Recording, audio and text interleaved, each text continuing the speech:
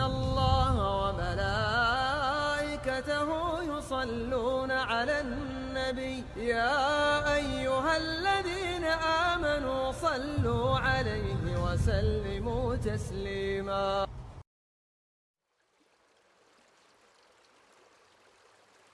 Au 1er siècle de l'Hégire dans la ville de Koufa, dans une de ses rues, un homme nommé Sabet marche sous un soleil brûlant en plein midi. Il arrive dans un jardin et voit une pomme tomber à terre. Il la ramasse, et en mange la moitié.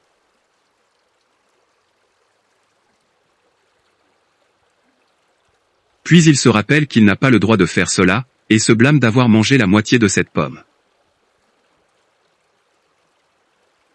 À ce moment survient le jardinier, et Sabet lui dit : « Je vous demande pardon, pour la moitié que j'ai mangée, tenez, je vous rends ce qui reste de la pomme. » Le jardinier dit : « Je ne suis pas le propriétaire du jardin, et je n'ai pas le pouvoir de vous accorder le pardon. » « Qui est le propriétaire alors ? » demanda Sabet. Le jardinier lui montre sa maison. Sabet va le voir et lui raconte ce qui s'est passé. Le propriétaire dit : « Je vous pardonne à une seule condition.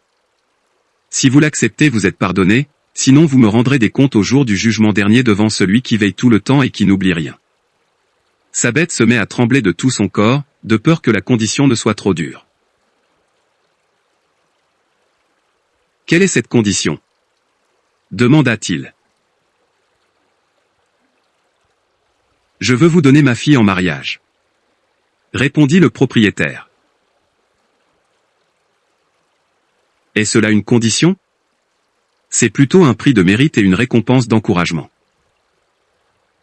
Mais le propriétaire du jardin poursuit aussitôt : je vais vous décrire ma fille, elle est aveugle, sourde, muette, handicapée. Elle ne peut ni entendre, ni parler, ni voir, ni marcher. Si vous la prenez pour épouse, je vous pardonne, sans cela vous ne pouvez bénéficier de mon pardon. Sabet réfléchit longuement, la tête baissée. Puis dit : je l'épouserai. Et maintenant pardonnez-moi.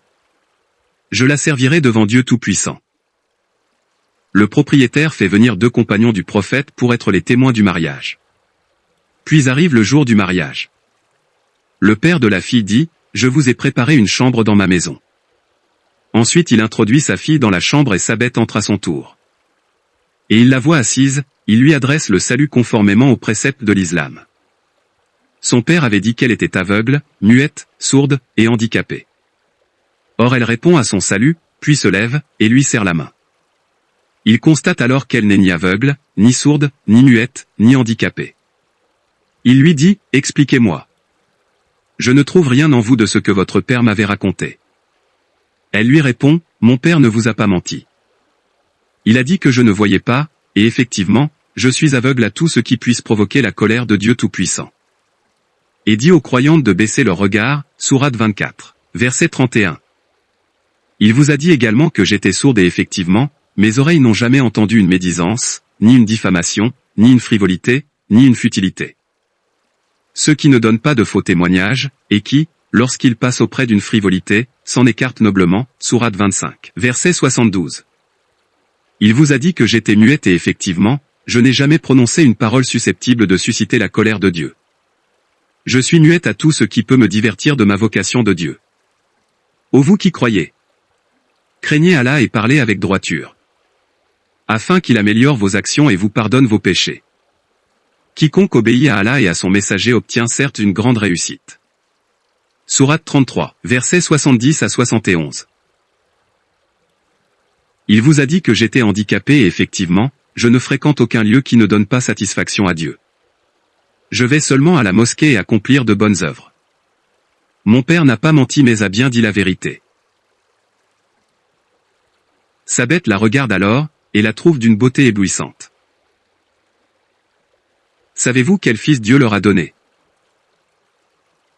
Il a donné naissance au grand imam, Abu Hanifa. La bonne terre fournit une bonne récolte par la permission de Dieu, et la terre ingrate ne donne que peu de récolte. Cet exemple montre que l'islam ne court pas après les apparences et la tromperie, mais s'attache aux valeurs, aux idéaux et à la moralité.